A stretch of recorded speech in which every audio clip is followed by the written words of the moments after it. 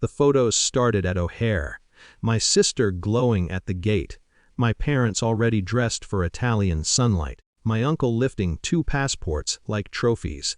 I stood slightly outside the frame, holding someone's carry-on, smiling the way you do when you're part of something but not really in it. "You sure you can't come?" My mother asked. "I'm sure." Work was the official reason.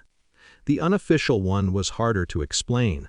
I was tired of being more useful from a distance than present up close. They flew to Florence.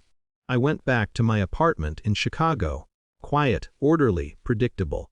I ordered takeout and watched the first wedding photos appear online. Stone courtyard, golden light. My sister radiant and fragile in the same breath.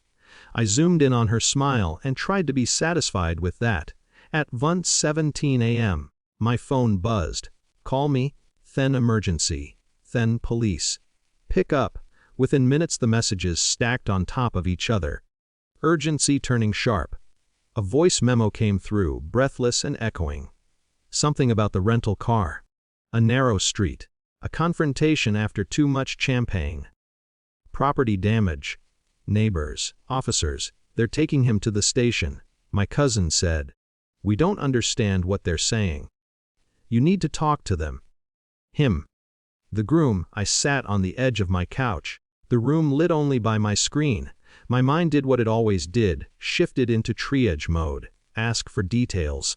Clarify the timeline. Find an English-speaking attorney. Maybe call the embassy.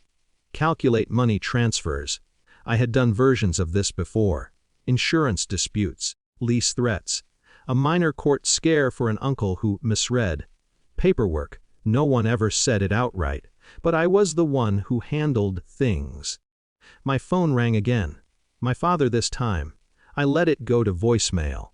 Another message, they're saying charges. The words settled heavily in my chest.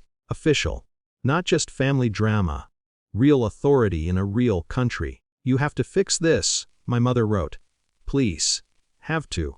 I opened the text box and typed, "What exactly happened?" Then deleted it. If I started asking questions, I would start solving. Another voice memo arrived. "They'll keep him overnight unless someone guarantees payment." I stood up and walked to the kitchen, poured water. I didn't drink. My reflection in the dark window looked steadier than I felt. There was a difference between being capable and being obligated. I'd never tested that difference. A new message came through from my cousin, more practical this time. The officer gave us a lawyer's card. It's in Italian. Local counsel. Process. A system already in motion. For the first time, it occurred to me that they could follow instructions without me translating the world for them.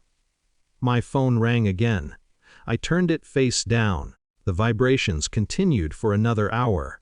Gradually they spaced out, then stopped. I didn't sleep much, but I didn't intervene.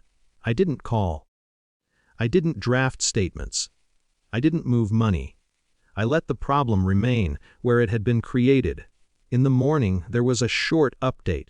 They had hired the lawyer recommended by the police. There would be a fine. Possibly a formal hearing later in the week. The reception had ended early. They were handling it. No one accused me directly. The tone shifted from command to logistics. They were suddenly capable of navigating translators, fees, procedures, because they had no alternative. A few days later, another message. He'd been released. Fines paid. Embarrassed but free, the wedding photos stopped. When they returned to Chicago, there was no dramatic confrontation. Just a subtle change in air pressure. 2 days after landing, my mother called. "We handled it," she said, her voice tired. "I know. It was stressful."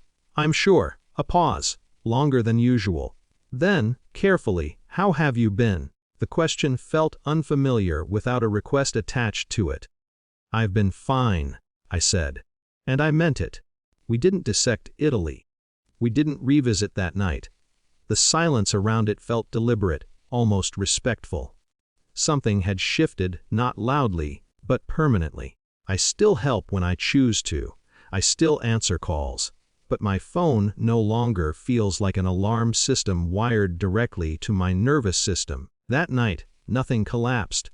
No one was ruined. Authority did what authority does, imposed structure, required payment, moved forward. And I learned that stepping back isn't abandonment. It's a boundary. They solved their own emergency. And for the first time, I let them.